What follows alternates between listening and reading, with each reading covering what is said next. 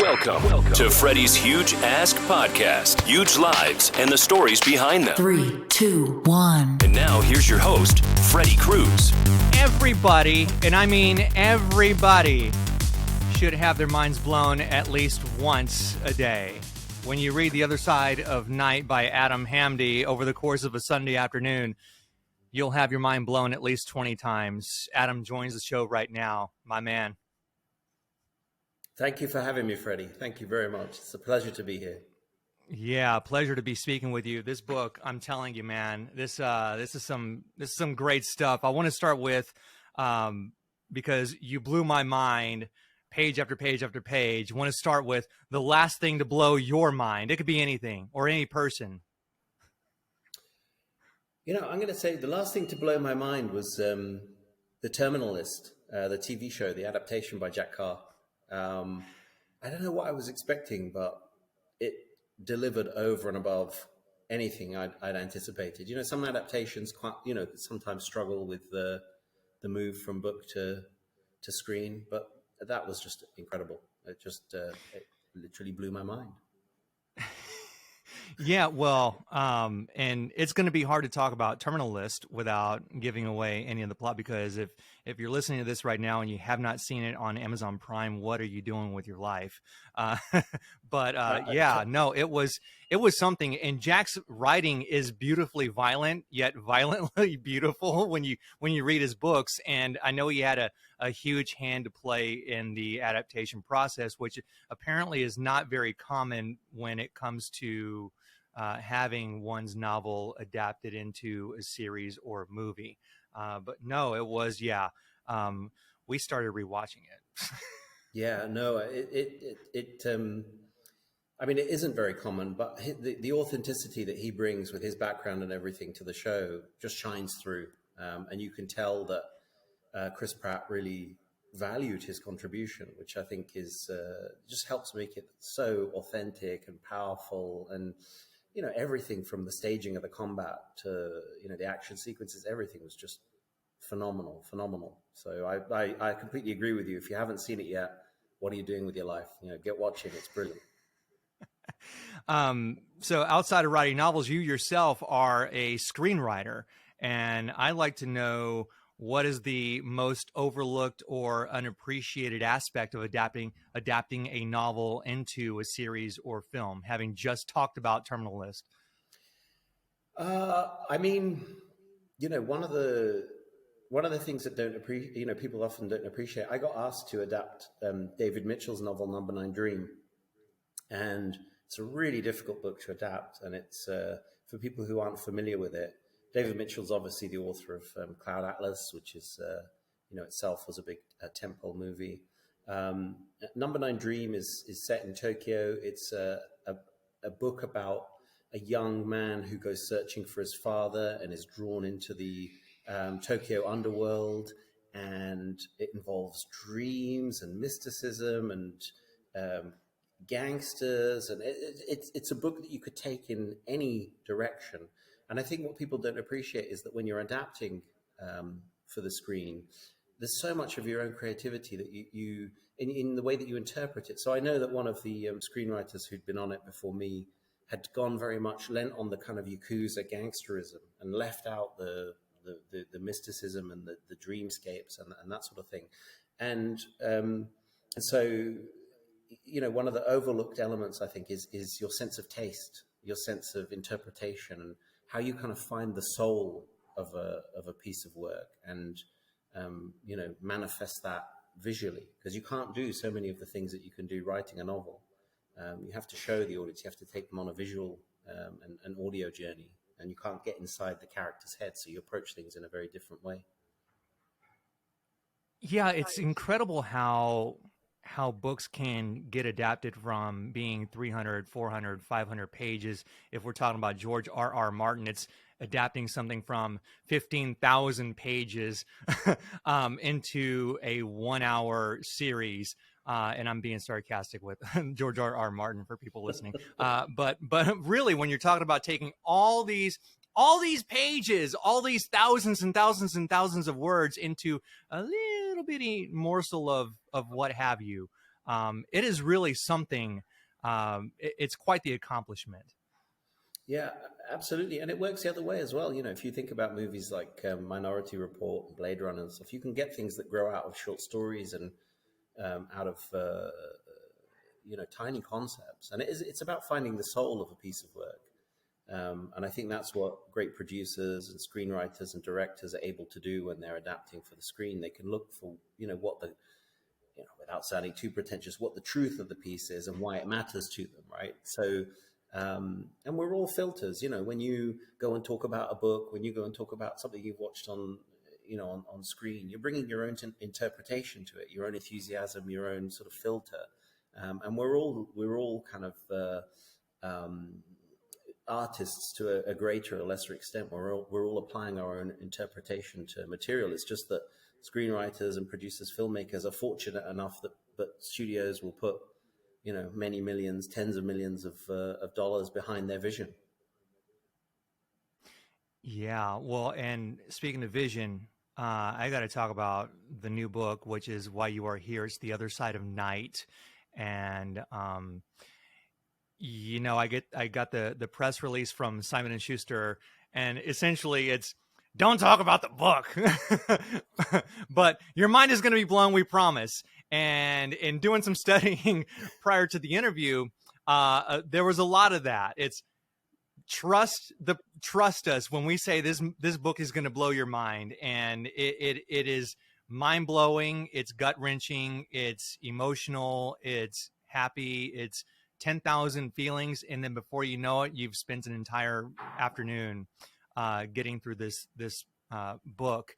And I got to tell you, one of my favorite things, aside from just the book and just itself, is how there are so many textures. And by textures, you've got not just the writing from the first person from a certain character, you've also got third person, but then you've also got court reports, then you've got video transcripts, and then you've got all these other different elements that flow not just from chapter to chapter, but within the chapter. So how in the hell were you able to keep track of things in the manuscript process?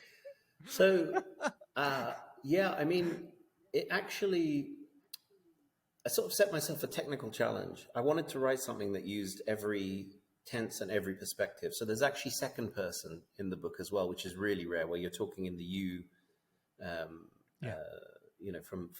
the you sort of perspective. And I set that threw me off, by the way. Yeah, I know it's really unusual. So in a good way. Yeah, I set myself that challenge because I wanted it to be, technically challenging piece as well as a satisfying piece of storytelling. But I didn't want to do it, artificially. You get books that you can tell that the author's kind of tried to force something. I felt like the nature of the story meant that the different perspectives that come into play would be useful. They'd actually be part of the experience. And the book grew out of a question that my son asked when he was 8 years old. And we were out for a walk in one of the locations that the book's actually set in, up in the Peak District on one of the ridges. And he asked this question, which I can't really talk about because it's a spoiler. I just thought, oh my God, that's an incredible question. It's incredible sort of emotion for a kid to have. And I wanted to recapture that for the reader. And so that was the challenge I'd set myself. That was how it was all sort of, that's what it stemmed from. And so the way that I kept track of it was one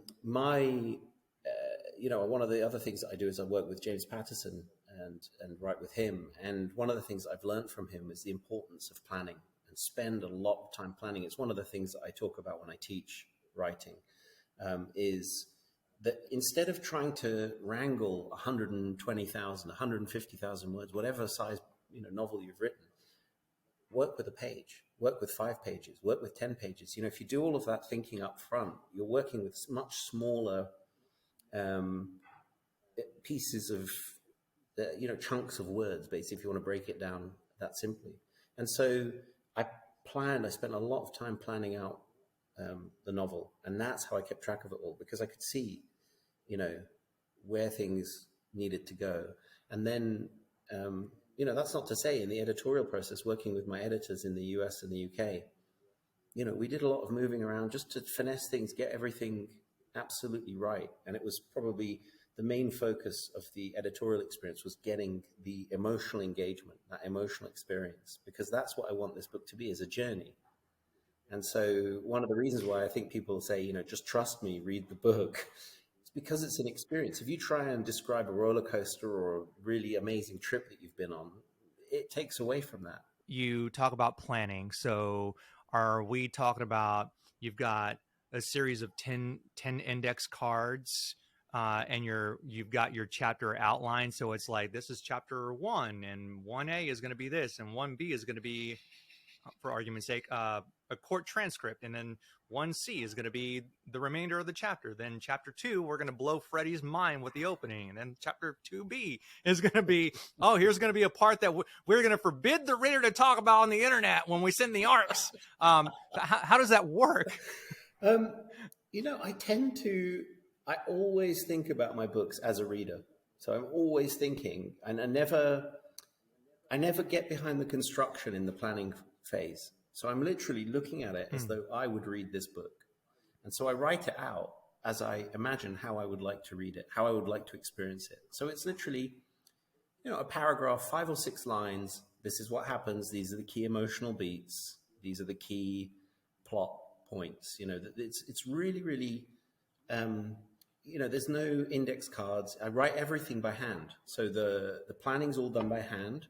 The book is written by hand. I write every single manuscript by hand with a fountain pen, like some kind of 17th century scribe, right? So I write these outlines, written out by hand. They're probably half a page.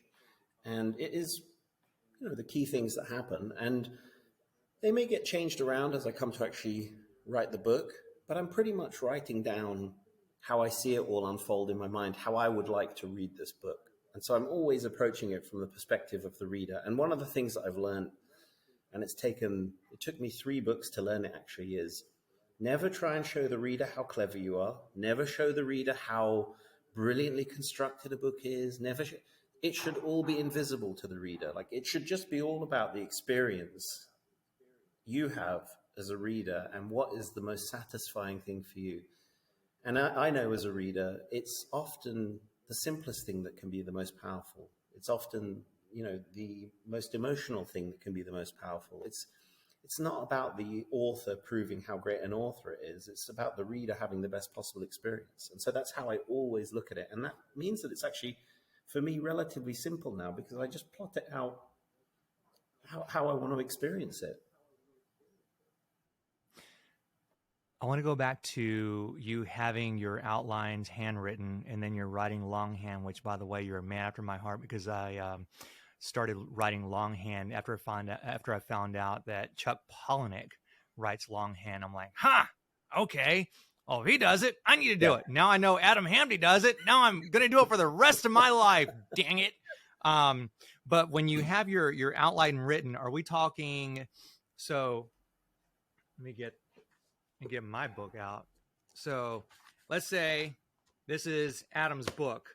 On the left-hand side, you've got kind of the half-page plotting, and then you start with a chapter, and then you just start writing. And then you're writing, and you're writing, and you're writing, and then here's the end of the chapter. And then you start another chapter, and then you write like that? Or is it a completely different notebook? It's a completely different notebook. So I will write the whole outline of the whole book. Then I will type it up on the computer. Yeah. And that's the point that I'll play around with things. So if something I feel isn't quite working, if the pacing's off, if there's something that stands out as being wrong, I will then change it in a Word document, and then print it out. And that's what I work from. And then I'll start with a fresh notebook for the actual book itself, and just go from there. And you have a map, and sometimes you'll go off the map, the plan, but you have a good idea of your general destination and the key points that you want to hit. What was your favorite part about writing this book, The Other Side of Night?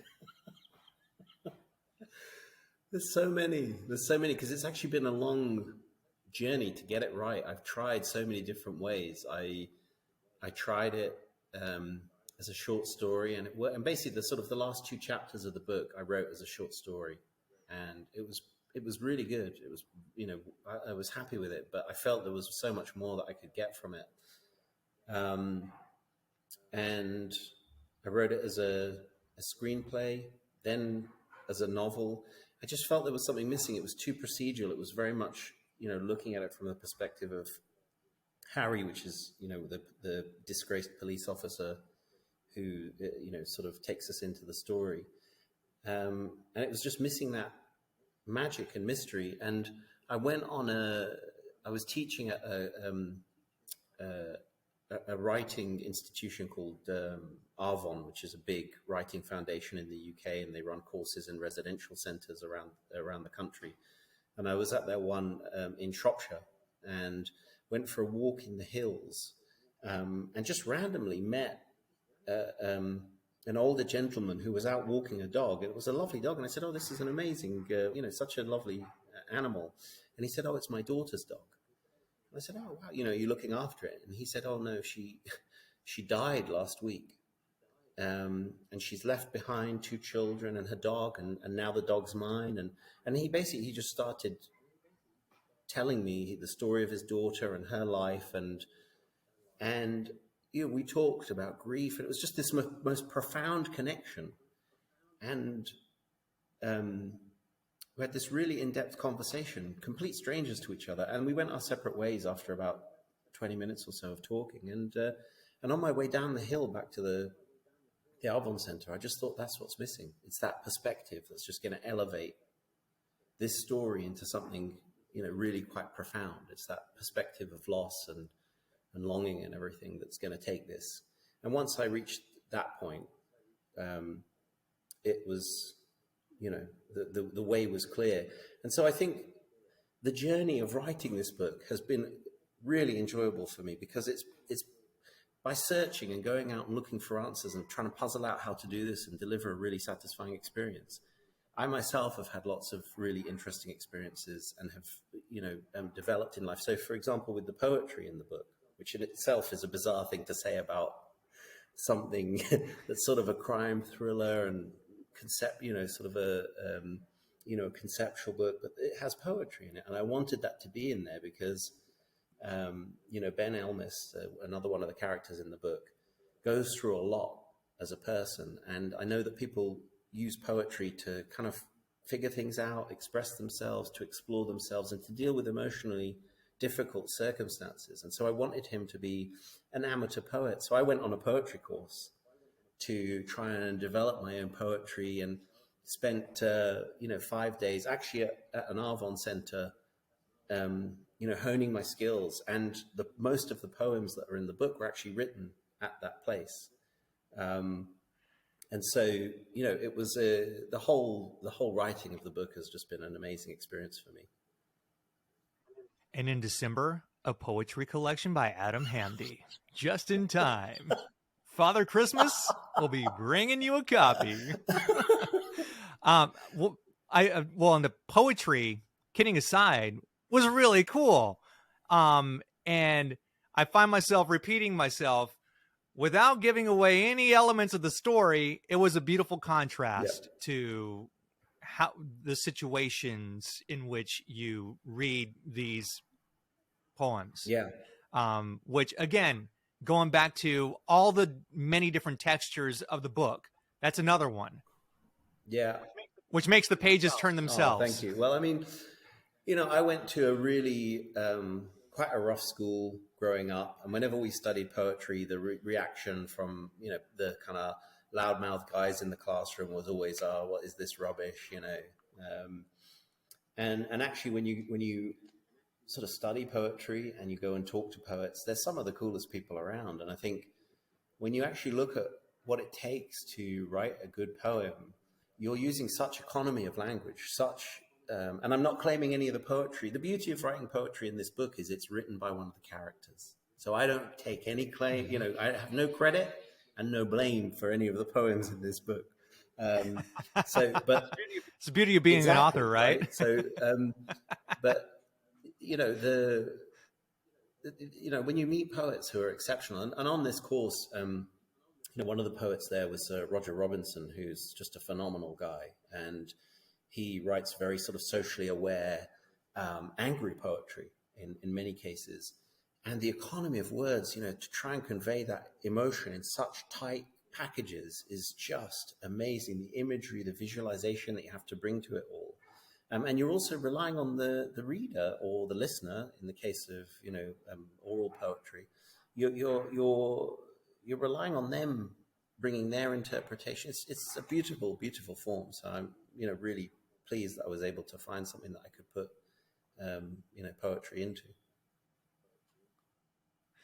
What would you say would be the hardest part, or what would you say would be the bigger challenge? Getting rid of the procedural components, or working in the poetry in such a way that it didn't come off as you just trying to be too cool for school and working in a poem for the sake of working in something different? I'd say probably getting rid of the procedural elements, because well, it still is, it's kind of the heart of who Harry is as a character. She's a police officer who's disgraced and been drummed out of the force for quite a serious misdemeanor, an infraction of the rules. And so it's the heart of who she is, and so I think getting that out of the picture was more of the challenge. And actually, in one of the early versions of the book, she was still in the police force.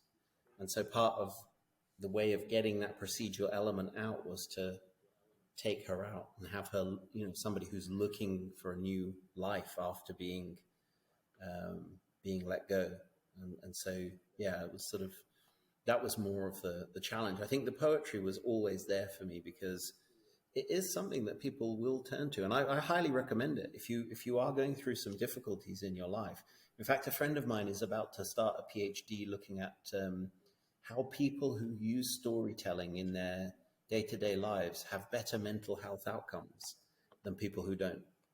Yeah, so he's got a whole thesis about, if you you don't have to be an author, but if you use kind of narrative storytelling about your world and how you perceive it, you have better mental health outcomes. And there is some evidence in that regard. I think it's a fascinating idea. And so I would always recommend people to write, to do poetry, write short form prose,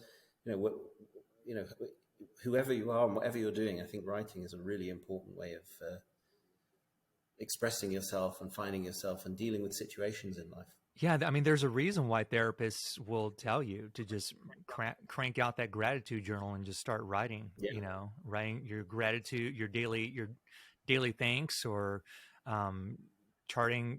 Today was an easy day, and here's why it was an easy day. Today was a hard day. Here's why it was hard, and here's how I'm going to overcome it. And there's a lot of truth to that. Absolutely, yeah, completely. And I think, and that's something else that's in the book.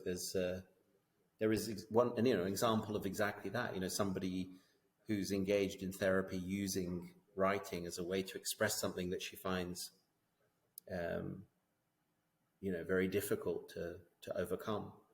And so, yeah, I think it's a valuable part of life. Poetry in particular, though, I think it forces you to really get to the heart of your emotions and ideas, what you're struggling with, what you're feeling, because it's so economical.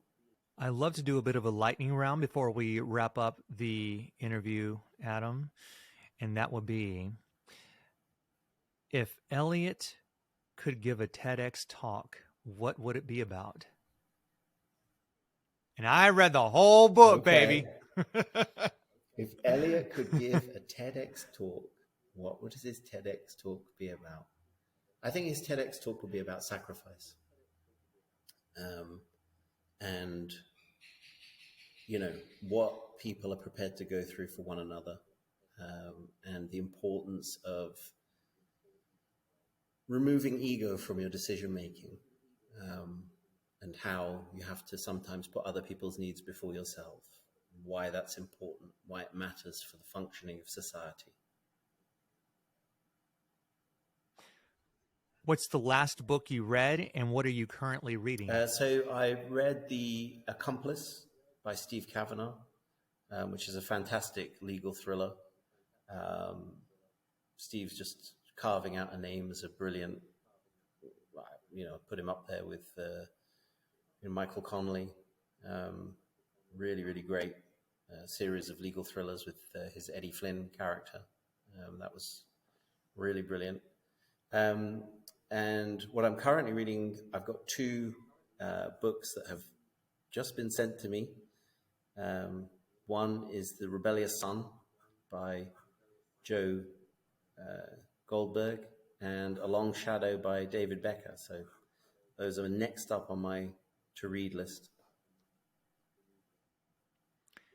If you could co-author a novel with anyone from the past, from any genre, who would it be and why? And do they have to be an author, or could it be any person? It could be a poet. Homer. I want to co-write the Odyssey, was it the Iliad? So this is a bit of a cop-out answer, but there's a gentleman called Rudy Verber, who was the second or third person to escape from Auschwitz.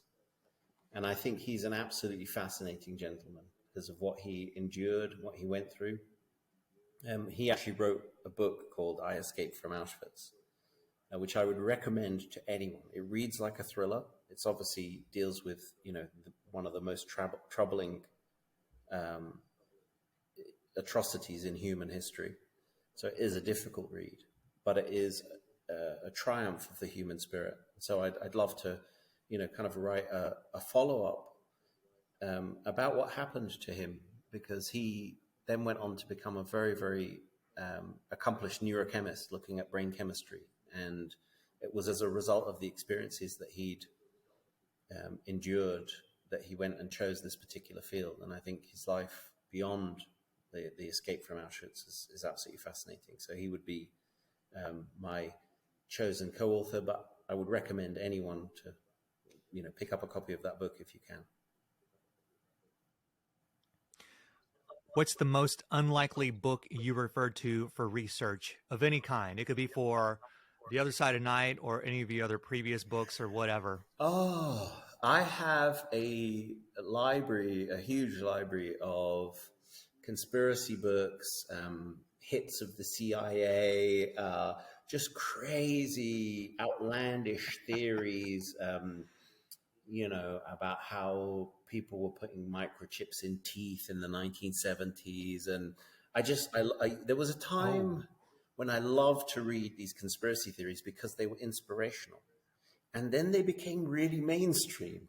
And that was scary. There was a time you'd go to these kind of dark corners of the internet and you go, oh, wow, there are people who believe this. And you'd read these books where it's just like, this conspiracy, that conspiracy. These are really outlandish.